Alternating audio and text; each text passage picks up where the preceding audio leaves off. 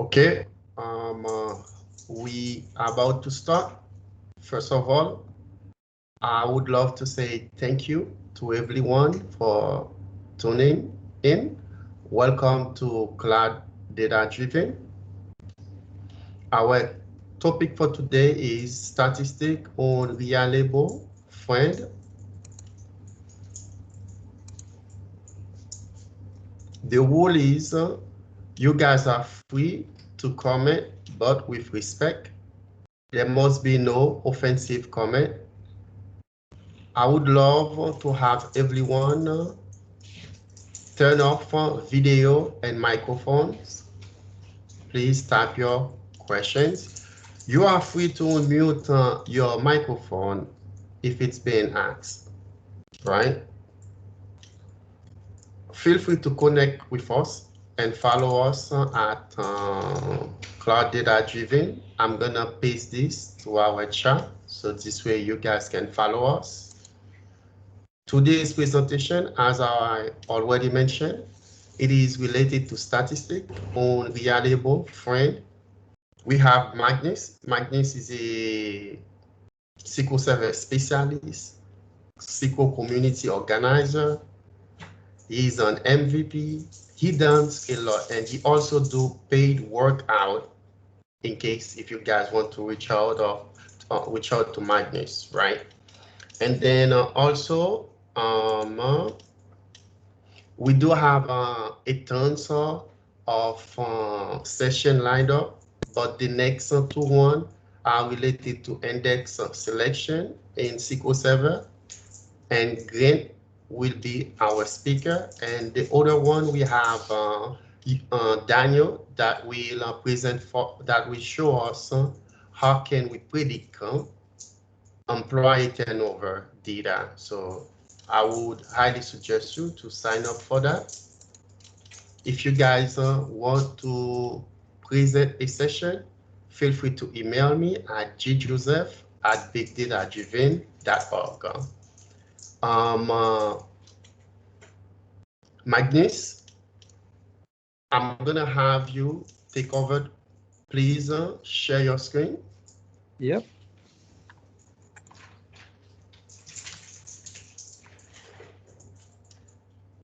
Do you see the screen? It is loading. Yep.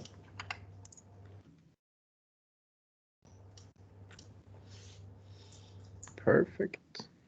Yes, I can see your screen, Magnus. Good. So then I'm gonna start. So I tried to do this fancy setup with me kind of in the lower side of the screen, and it worked, but it's just too much on my poor laptop. So I'm just doing a normal screen share now. So welcome, and thank you for having me to begin with, Sean. I'm going to talk about statistics today, and not just statistics, but SQL Server Statistics, so statistics object, and how they impact the performance of our queries in SQL Server. So a few words about me. My name is Magnus Ahlkvist. I am in Sweden, so for me it's 6 in the evening at the moment. I am a database consultant. I have been working with SQL Server first as a developer and more as a DBA the later years. But I've been working with SQL Server for more than 20 years. I started working with SQL Server 6.0 and I've been working with every version since. And the thing that gets me going with a SQL Server, well, it's a database, it's of course the heart of any application, but I really enjoy query tuning and performance tuning.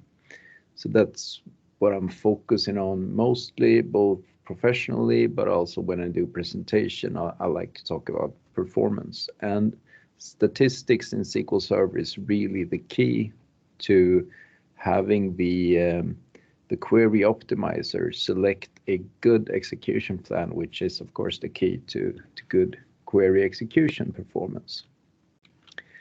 I am a certified trainer and I am a data platform MVP. So that's and as a certified trainer, I do some of the mock courses, less and less in later years. But a few years ago, I spent more or less half my time doing training. But it's hard to combine it with consultant assignments.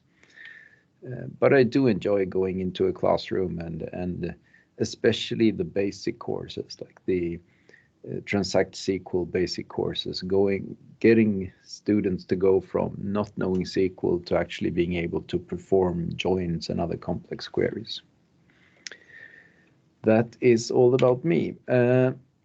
So like I said, I'm going to talk about statistics, and I'm especially going to talk about statistics when SQL Server gets the estimations wrong, which can be caused by either bad statistics or by other reasons, which we will also talk about. But it all comes down to having statistics for your objects in SQL Server.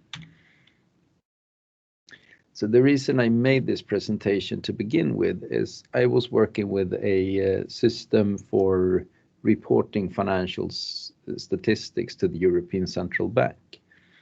We had a really tight deadline. We were collecting data, and just as we got the last piece of data, we had to produce a preliminary report.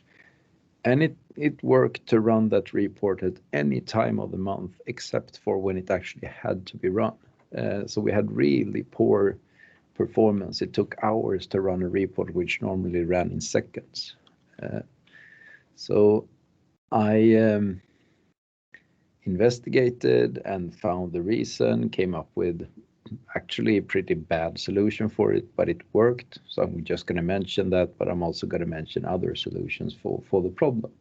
And the problem I had is something which is called the ascending key problem, which I will explain more about during this presentation. So for this session, first of all, the data I was working with is under NDA, so I can't show that, but it's also too much. It will take too long to run the demos. So I've created a little demo database in the form of a very simplified order system. And the scenario for this session is that we have the order system. We're going to ship orders to a warehouse system. And the queries run okay, but then all of a sudden they start to performing badly. And we're going to look at the reason. It's the same reason behind these bad query performances as I had in my professional scenario with the financial reporting. So the specifics of the problem we're having is that getting orders for yesterday or the day before or any day basically is fast. It produces a good query plan. But as soon as I try to fetch orders for today, it's not as fast anymore. So that's kind of the specifics. And in an order system, you normally ship the orders down to a warehouse system, either in the middle of the day or by the end of the day, or a couple of times during the day. But the specifics for that kind of query is that you get today's orders. The orders that came in today, you take them and ship them to the warehouse system. And if that specific query is that specific predicate is the only slow one, then we're having a problem, which we're going to try to solve today. So let's first look at the problem scenario. So I have this query, which is I've created my demo database, that's demo, and I run a query which calculates the average distance in kilometers from each warehouse to the customers for the orders that are going to be shipped. And we're getting the data from sales order header, we're joining to customer address, etc., etc., and we have this predicate where order date equals 24th of August in 2016. So I'm going to run this query first, and we're going to look at the execution plan and some statistics for the IO operations. So as you can see, it's running fast. It's less than 1 second to execute. If we look at the I/O specifics, we see that we have from the order header table, we have 30 logical reads. And we have well, not that many reads. What we can see in the plan here is something interesting though, because we're starting with a clustered index scan, and the clustered index scan, that means a table scan actually. So we're scanning the whole customer address table, and we're scanning the whole locations table, and then we're joining in it. And only later in the plan over here, the SQL Server is getting the actual orders from the order header table, and only the orders for that fits that predicate. So this is what we would call a good plan, even if we have table scans in the beginning of it, because these tables are pretty small, 5,000 rows. And this table, the order header table is a big one, and we're getting 12,500 rows. So the alternative would be that SQL Server started with the order header table, and then for each row it would do a lookup into the customer address table to get the customer information. But it's much more efficient to just scan this table once. It's just a few pages to read instead of doing 12,500 lookups into that table. So this is a plan we're kind of happy about. But if we move on to query for the next day, I'm first going to create a couple of orders for the next day. So this will take a few seconds. So this is the scenario we have under the normal business day. New day starts, and we get new data in for that day. And of course, during demo time, everything is a bit slower.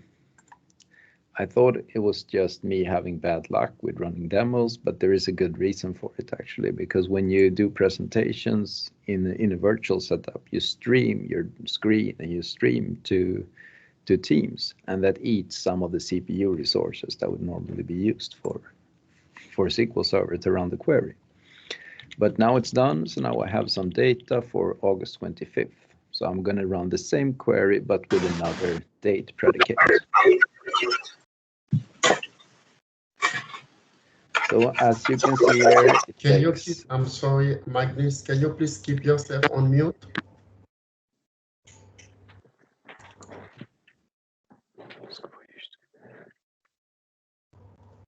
Carry on, Magnus. Sorry about that.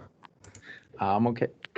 So running this query, it doesn't take awfully long, but it takes 1 second instead of 0 seconds. And the interesting thing is, if we look at the execution plan, now we get the plan that starts with the order header.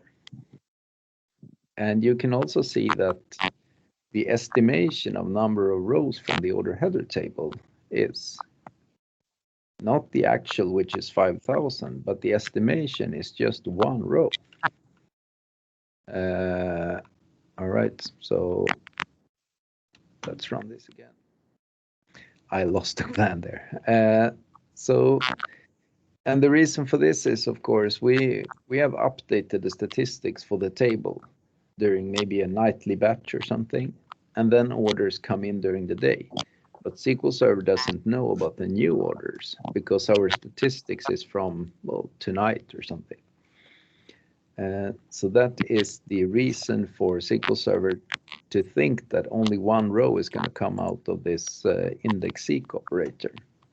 And then for each of the row that actually comes out, SQL Server makes a lookup, an index seek into the customer address table. And then later on, it does a key lookup to get the rest of the customer information, because this index seek is just getting the primary key, and so on.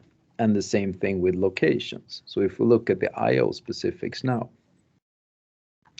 we see that we have for the customer address table, we have 20,000 logical reads and a scan count of 5,000.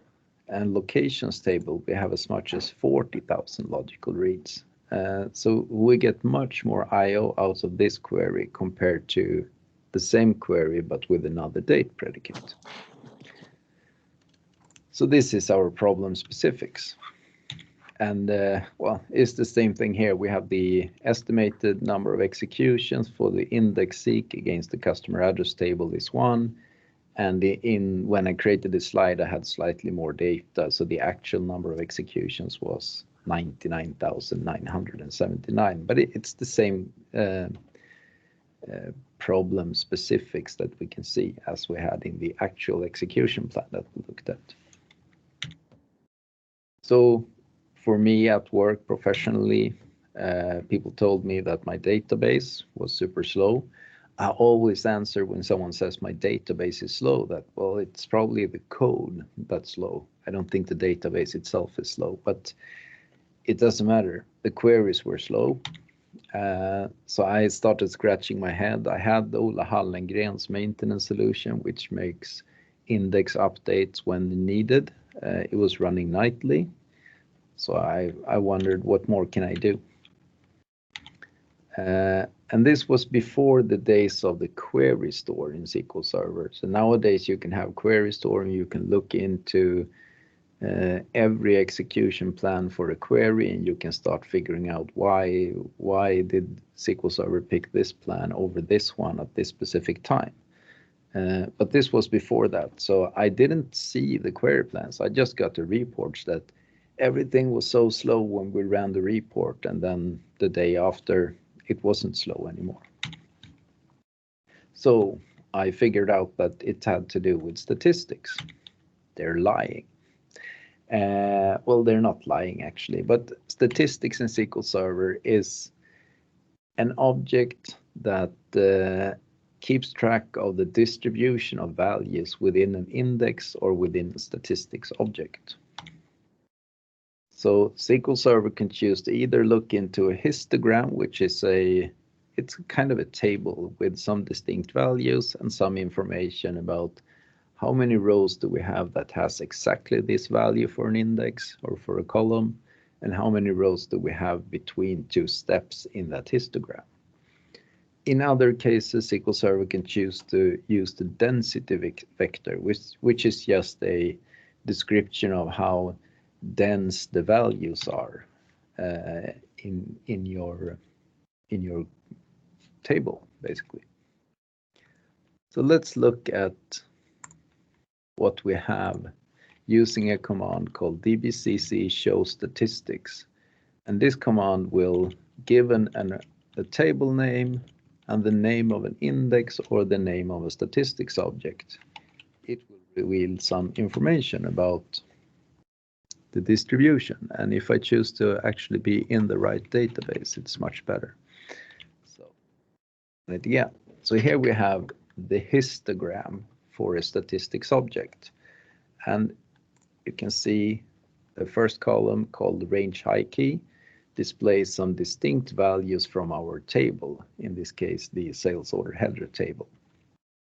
And if we scroll down to the very bottom, we see that the highest known value is 2016, 24th of August. And we have exactly 12,499 rows for that day. But if I actually look into the table, select count star from sales order header, where order date equals 2016, 24th of August or 25th of August. I now prove that we have 4,998 rows for a date which is not inside the histogram. So when SQL Server is trying to figure out how many rows will I need to read to fulfill this specific query, SQL Server is going to think that it doesn't have to read any rows. So it will come up with an execution plan which is based on one row to read. While in reality we have 5,000. If we run the command dbcc show statistics without the with histogram keyword at the end of it, we will get some more information. And that more information is the some metadata about the statistics object, when it was updated, how many rows were estimated to be inside the table when the statistics was updated, how many rows were sampled while updating statistics. And that can be important sometimes, because if you have a table with 1 billion rows and SQL Server is sampling 1 million of those rows, that's only 1 out of 1,000 rows that SQL Server is reading. And then the data distribution might be off because it's missing some key values inside the table. But this is kind of an important column, the density, and even more so if we look into the second result set, which is something which is called the density vector. And the density of a table is the relation between the total number of rows and the number of distinct values in the table. So for order date, we have a density of 0.004. And for the combination of order date and order header ID, we have a much lower density. And that makes sense because for each date, we have roughly 12,000 values, while for each combination of order date and order header ID, we have one value because order header ID is the primary key of the table. So that's the density vector. Moving back to the presentation.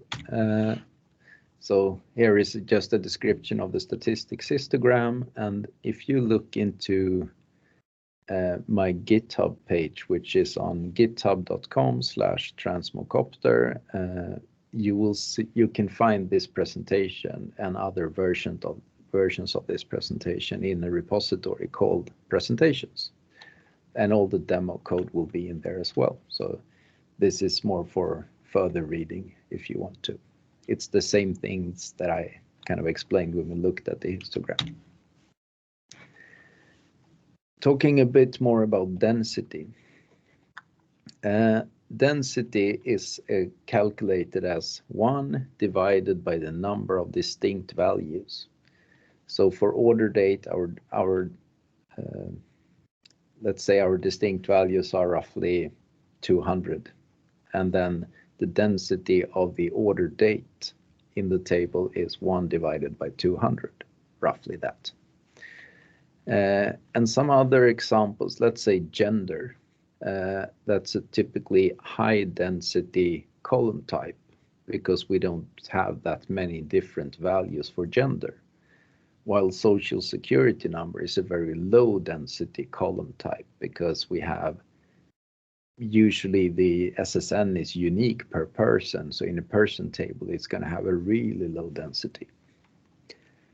And then we have a relation between selectivity and density. So for high density values, your queries or for high density columns, your queries against that column is usually a low selectivity. And what does low selectivity mean? Well, it means you get a high percentage of the numbers of rows if you query against that specific column. So let's say we have a gender table and we have an even distribution between men and women in the table. And if I query for men, I'm going to get roughly 50% of the persons in the table. So that's typically low selectivity. While if I query for a specific social security number, I'm going to get a high selectivity because probably I will just get one row out of perhaps millions of rows. Why is this important for query performance? Well, when SQL Server selects which kind of plan to use, SQL Server is going to make an assumption about how many rows will be returned from a specific predicate against a column. And in our order database, let's say I look into the histogram and a specific order date has 99,988 rows.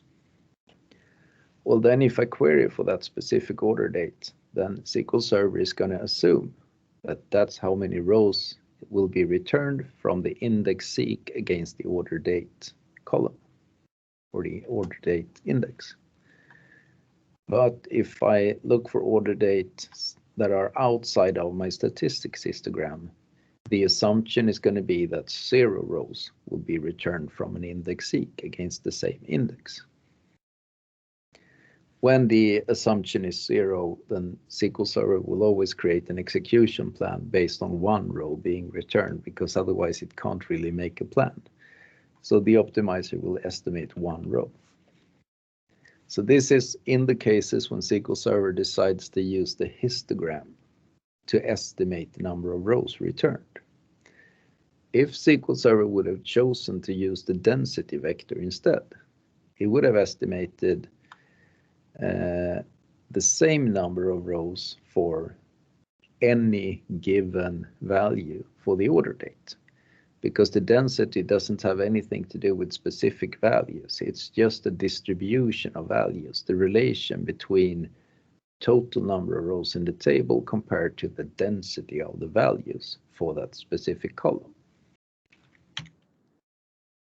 So what we have now is something which is called the ascending key problem. And that occurs when you have a key value, in our case, the order date, which for any given row is either higher than or the same value as the previously highest value. So for an order system, this is really common.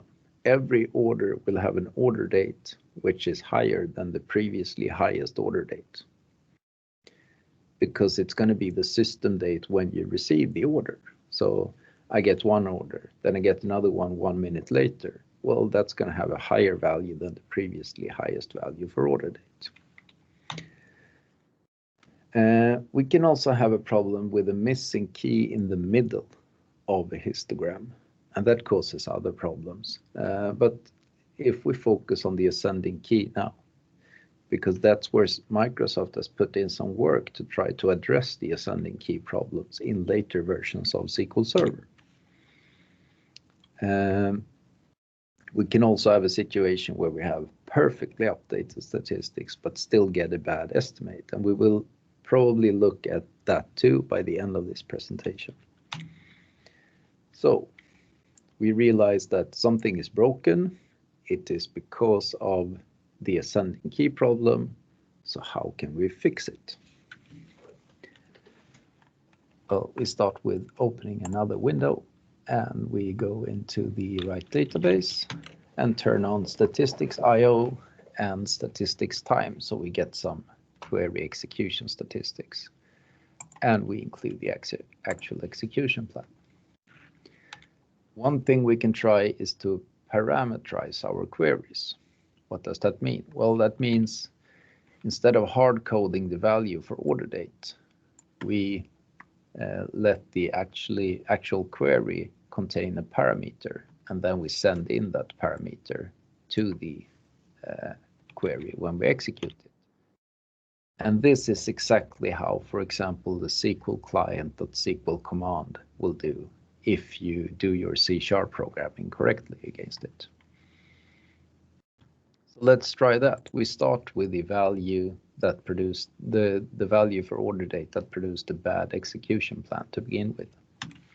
Running the query, looking at the execution plan, and we see that we get the bad plan, starting with the index seek against order header, and then 5,000 index seeks against the customer address table, the key lookups, and then another clustered index seek 5,000 times against the locations table.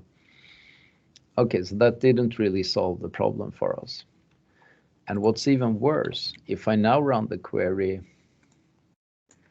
but use 24th of August, we have it up here. Okay, sorry. I changed the date to 24th of August, where we previously had a really good plan.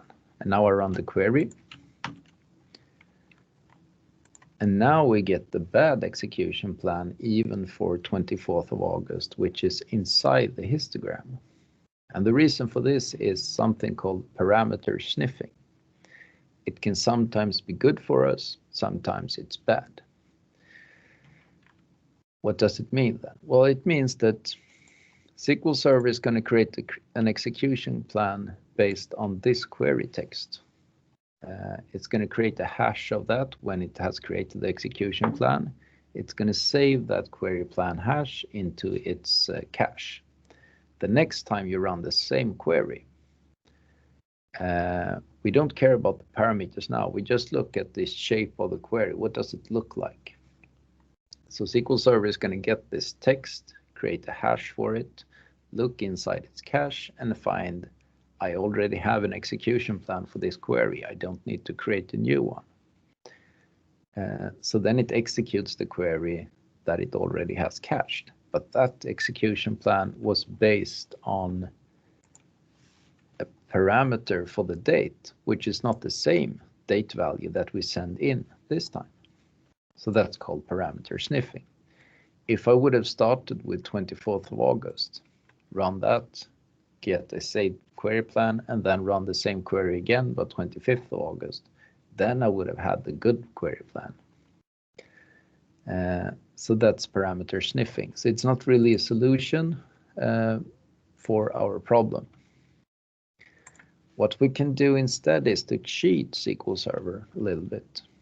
Instead of having the predicate oh.orderDate compared to our parameter for the date, we're going to apply a function, a scalar user-defined function, which is called demo.getSameDateScalar. I'm going to show you that function. Alter function demo.getSameDateScalar. It looks like this. It's a really stupid function. It gets a date as the input, and it returns that same date. But when SQL Server sees a scalar user-defined function, it won't know anything about the insides of the function. It just knows how to call the function. So in this case, this becomes kind of a black box. And when SQL Server tries to produce an execution plan for something containing an unknown value, because this black box, SQL Server has no idea what happens inside, so it doesn't know that it's just going to return the date we insert into it. Now SQL Server is going to use the density vector instead of trying to look at the histogram for the table. If I run this query, we now get the good execution plan that we wanted to get. So this is one way to cheat SQL Server, but it really looks ugly. And if I would be a developer and I come into a team responsible for a system and I see this query for the first time, I'm going to wonder, why is a scalar user-defined function applied here? And then I'm just going to refactor the code and remove the function call, because when I look at that function call, I will realize that it's meaningless. So then we will get the bad execution plan again. What we could do if we're running on an older version of SQL Server, I have this database in SQL Server 2008 compatibility mode for the moment. We could apply something which is called a trace flag, and specifically trace flag 2389, which is designed to change the behavior of the row count estimation that the optimizer is doing. Specifically, whenever a value is found or a predicate is querying for a value which is outside of the histogram, so either lower than the lowest value in the histogram or higher than the highest value in the histogram, it's going to use the density vector instead of even looking into trying to estimate using the histogram. And this is that would be a good solution for us in this case. There are some caveats though. We need to have an updated statistics first. Then we need a new value to be inserted with a higher value for the key than the previously highest value. And then another statistics update, and then you repeat that 3, 4, 5 times. And then it will be, that column is going to be marked as ascending by SQL Server. So we're going to run these insert 50 orders, update statistics, insert 50 orders, update statistic, etc. And then when we're done, we're going to insert a full load of data for the next date, and then we'll see what happens with the execution plan. So this will take a little while because the update statistics is going to scan the whole table, and I'm doing it with the full scan to be sure that the new values that I inserted will actually be read during the statistics update operation. So let's see how far we got. We have a few of them done. It's soon going to be done. It would of course have been faster if I didn't include the execution plan in the query results, but hey, it's demo. So now if I do dbcc show statistics for, well, same operation we did before, instead of even getting to see the histogram, I'm going to see the times when I did the statistics update, how many rows were sampled, how many steps did I have, what's the density, etc. But most importantly, leading column type of this index is marked as ascending. So now SQL Server knows that we have an ascending key, and it's going to behave differently when I query the table. What's odd though, if I do dbcc show statistics with histogram, I'm going to see the same information. So the histogram is kind of hidden from me. And that's because of trace flag 2388, which I enabled at the same time as trace flag 2389. So if I'm turning that one off and I'm doing the show statistics with histogramming again, I'm going to see the histogram that I'm used to. But now I can't see that the column is marked as ascending. So that's the reason for trace flag 2388, to be able to know that a leading column was marked as ascending. Long story to get to here, but let's insert some orders for August the 30th and then run a query against the table, just as we did before.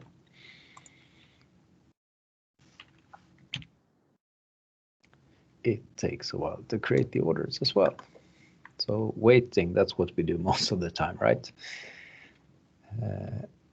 And I've tried to tweak this demo, so I need to insert as few orders as possible every time, but I still need to get the behavior that I'm after. So I need a certain number of rows. That's why I need to wait a little bit between each step.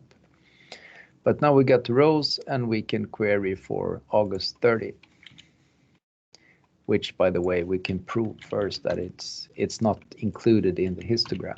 If we go down to the very bottom, we see that August 29 is the highest known value to SQL Server right now. And then we run the query for the day after. And we get the good execution plan where we start scanning the customers and the locations, and then only later in the plan we include the order header information. And the key here is that this is done once, this is done once, and this is only done once, instead of having the first index seek against the order header and then a whole big number of lookups into these two other tables. So that's trace flag 2389. And we have turned it off. The solution I came up with, because I didn't know about this trace flag, and even if I would have known, probably my colleagues would have advised me not to use it, because the trace flag changes the behavior of the whole instance. So if you're sharing a database between other systems, or even just running other queries than this specific one on the system, then you have to be careful with trace flags, because if you enable a trace flag globally on an instance, well, you're going to change the behavior of every query running on that system. And maybe you don't want that. So the solution I came up with instead was a SQL Server agent job running every minute or every 5 minutes or so, looking at what's my highest value of the table, how many rows do I have for that, and then compare it to the histogram. And when the statistics were off by too much, I ran an statistics update.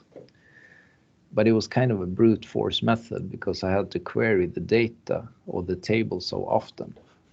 So I was putting stress on the system instead of just making it behave better by design.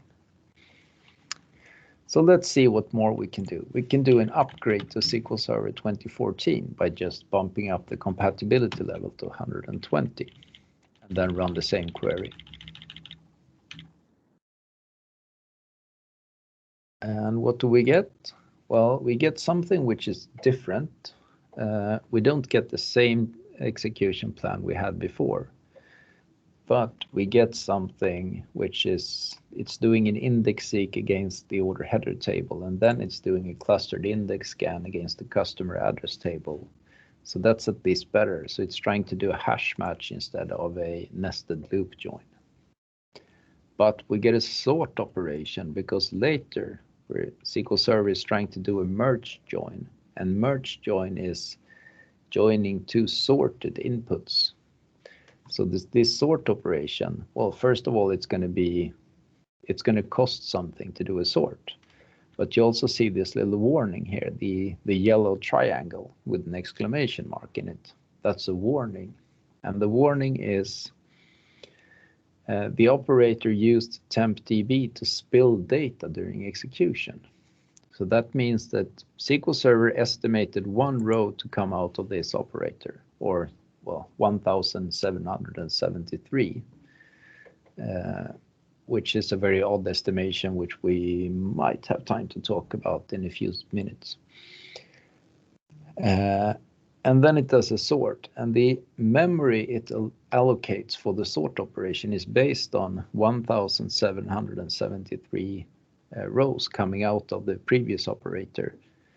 But then it got 12,500, and then the memory grant it got was too small to do the sort operation, so it had to use the tempdb database to sort the data. And that causes disk I/O, which is really slow. So this wasn't really a good solution to just upgrade to 2014. Well, it didn't solve this specific problem at least. So we're gonna try to update to SQL Server 2016 instead. Run the same query.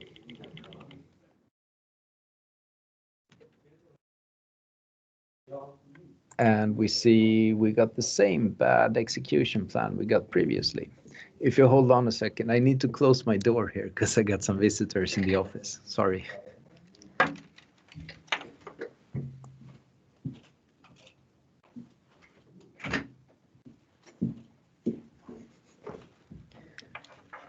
I thought I was going to be all alone in the office tonight, but I wasn't. So sorry about that. So SQL Server 2016. Do you remember the marketing when SQL Server 2016 came out? It said SQL Server 2016, it just runs faster. Well, in this case, it doesn't, because it introduced a sort operation to a plant which didn't have a sort operation previously, and a slow sort operation because we had to use disk. So, well, that was not the solution. So we can bump up the compatibility level to SQL Server 2017, run the query, get the same bad execution plan, and finally we can bump it up to SQL Server 2019, which has something pretty cool. We're going to run it once, and we're going to get the warning for the memory grant. We're going to run the exact same query again. And now, voila, we don't have the the memory grant problem anymore. This is because of something called memory grant feedback. When SQL Server allocates a number of kilobytes or megabytes to an operator, runs the query, and gets into a memory problem where it has to spill to temp DB. The next time the same execution plan is going to run, it's going to allocate a little bit more memory to that operator. So that's what's happened here. So some improvements, but still not a very good plan, because we still have the sort operator, which is a kind of slow operator to have in a plan.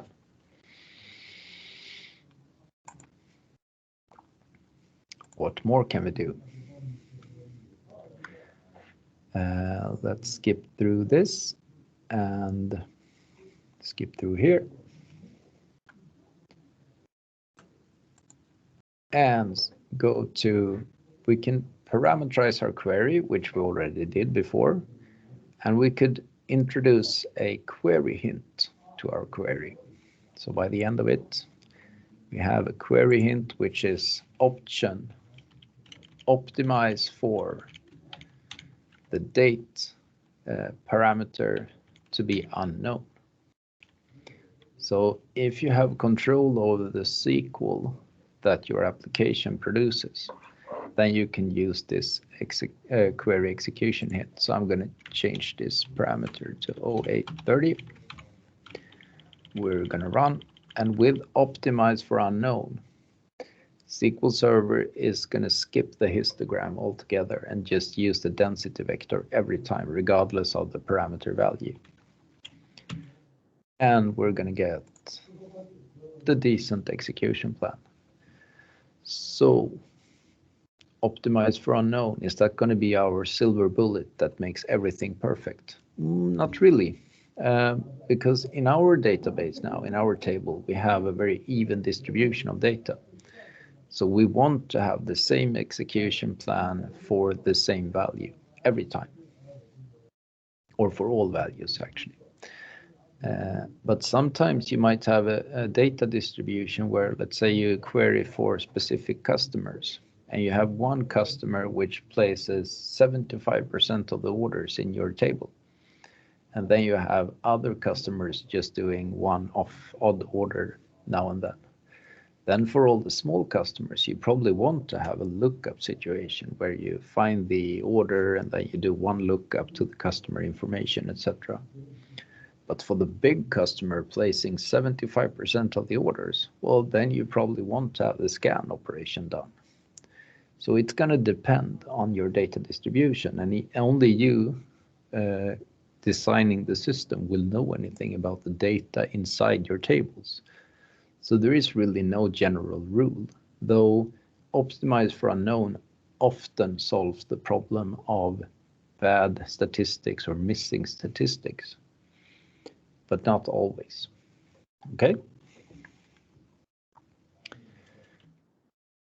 So I am going to, we have roughly 10 minutes to go. So I mentioned that we could have other causes of bad guessing or bad estimation. So we could have statistics which are updated with a low sample rate, and we have a skewed data in our tables. Well, then you could query for something which SQL Server thinks is completely missing from the table. It could be just in the middle of the histogram, but when SQL Server scanned the sample of the table, it just missed those values even though they are present in the table. So that's one reason for a bad estimation. If you have a very complex predicate logic, so you query against several different columns, or you have multiple tables joined together, then you could get a bad cardinality estimation because of the complex logic. With the ascending key problem, well, as you saw, SQL Server 2014 and the later versions, they kind of try to address the ascending key problems, but it also introduces something which is called the new cardinality estimator. So maybe you remember that we had an estimation of 1,773 rows, which just comes out of the blue. That's not how many rows we have in the table or for that column. for that value, we had 12,500. So I would think it's logical to get an estimation on 1 if SQL Server doesn't know about the value or the actual value when it knows about it. But there is some new mathematical formulas used for the estimation in SQL Server 2014 and later. So let's look a little bit at other forms of bad estimations. For that purpose, I'm going to create a table which I call cars. And this table, well, it's not a complete selection of cars in the world. It's going to contain some Volvos and some Saabs. And for the Volvos, we're going to have the models S40 and V70s. And we're going to have some red cars and some blue cars. And for the Saabs, we're going to have the 9.3 model with the colors black and red. So very silly table, but we have a different number of values for different combinations of columns. So we're going to start in SQL Server 2012 mode. And I'm going to do, well, we need to include the actual execution plan.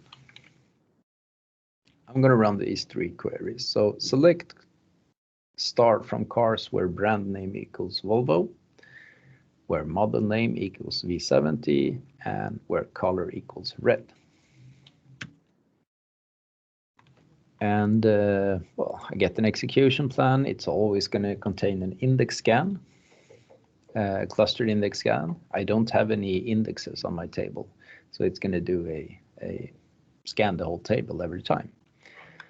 But you see here, the estimation for the first query is to return 7,000 rows. And how did SQL Server know that it was going to get 7,000 rows? Because that's actually what it got. The next one, 5,000, and the third one, 2270. Well, the reason is when I create a new table, I don't have any indexes, and I query a column. We're going to look at that table here in Object Explorer, the cars table, and there is a tab called Statistics, where you will have the primary key as one statistics object. But then you will have these 3, _WA, _sys, and then some numbers. These are automatically created statistics objects. So they are created prior to actually executing this query for the first time. So now SQL Server has gathered some statistics about the distribution of data in our table. Good. If we want to know get this information, but with a tsql command instead, we can run the stored procedure sp help stats for the table. And we're going to get these 3. And I'm just going to update these object names. And I'm going to run dbcc show statistics for each of them. So we get 1 histogram for the model names, or the brand names, and then 1 for the model names and 1 for the colors. So we can see that we had 7,000 Volvos, we had 5,000 V70s, and we had 2270 red cars. So that's why this estimation was correct. Where is this leading us? Well, if we do this, select count star from cars where brand name equals Saab. How many rows are going to be returned by this one? Well, we can look at just the estimated execution plan. And we can see that we get a clustered index scan with an estimated number of rows will be 796 taken from the histogram. And this is still kind of simple. We're just looking in the histogram, we get a value, and we estimate that number of rows. Same will go for these 2. But what if we have a complex predicate logic? So we're looking for all the cars where brand name equals Saab, and the model name equals V70. I'm going to look at the estimation. The estimation is 510,518. And where did SQL Server come up with that estimation? Well, this is SQL Server trying to combine the number of SOBs with the number of V70s. I know something about SOBs, and I know that SOB never created the model V70, so I'm pretty sure there's going to be 0 rows in this table with that combination of data. So yeah, 0. But SQL Server doesn't know that much about cars. It just knows how many rows do I have with the SOB brand name, how many rows do I have with the V70 model name. And then it's trying to combine these two pieces of information. And the formula that SQL Server is going to use in SQL Server 2012 and earlier, well, it's going to estimate the number of rows for the first predicate. It's going to multiply by the estimated number of rows for the second predicate, and then divide it by the row count, and then do the same for the next predicate, divide by row count, etc., etc., etc. So 7,000 Volvos, or 7,000 Volvos, 5,000 V70s divided by the total row count, multiplied by the number of red cars divided by the row count. This is going to give us 1,307. And if I run the query with these predicates in it, and I look at the estimated number of rows here, we'll see, well, that's the number, 1,307. So this is the mathematical formula used by SQL Server prior to SQL Server 2014. Then came SQL Server 2014 and the new cardinality estimator. Well, we're going to run an estimation on the same query, and we're going to see that we get the estimated number of rows 1,769. So not 1,307 anymore, but 1,769. It's not that big a difference, but it's still a difference. And in some queries, any customer who upgraded from 2012 to 2014 saw a few queries which started running really slowly because of bad estimations, and that's because of the new cardinality estimator. So the formula we get now is a selectivity for the most selective predicate multiplied by the square root of the selectivity for the second most selective predicate, multiplied by the cubic root of the selectivity for the third most selective predicate. And this is only when the values are actually inside the histogram. So instead of just multiplying the selectivity, we're going to do the selectivity multiplied by the square root of the next predicate selectivity, and then the cubic root, and etc., and etc., and then multiply by the total row count of the table. This is where we get our 1,769 from. I guess people who have really studied data distribution in a lot of tables, in a lot of systems, they came up with this because it's supposedly a better estimation in most cases, but in some cases it's a really horrible estimation. So be aware of that. If you use something later than SQL Server 2012, you might get problems with the new cardinality estimator. And there is actually an option on database level which you can set. So if you go into options and you have under database scope configurations, you have the legacy cardinality estimation. If you turn that on, you will get the behavior of SQL Server 2012 and earlier. instead of the new cardinality estimation.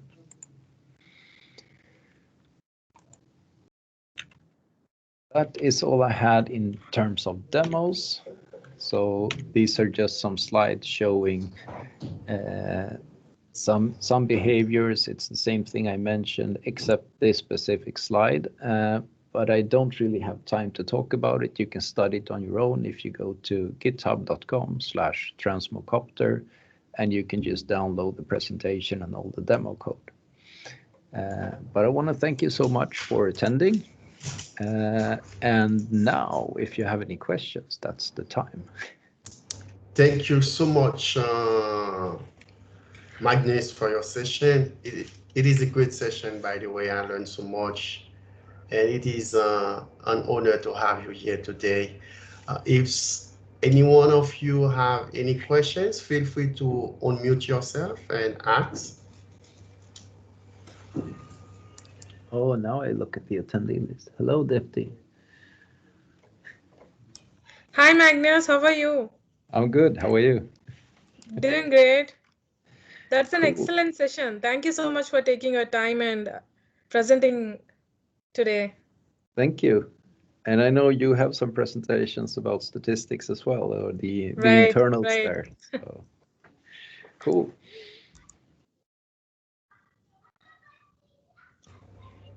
Are there any questions? Either this No. means that I was very clear, or it means that I made no sense at all, so no one even knows what to ask. So No, that's I when hope I was clear. Yes, that's when you have done a great job. By the way, I learned so much from this session, right? That was a great session, Magnus. Thank you. Thank you so much for putting that together. In case if there is no more questions, thank you so much for attending our meetup.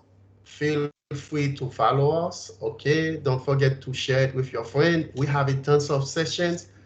Please reserve your spot, and also this session is being recorded. I will do my best to share it with you either sometimes later today or tomorrow. Have a good one. Thanks one more time. Thank you Bye. so much. Thank you. Bye. Bye-bye. Thank you, Magnus. Bye.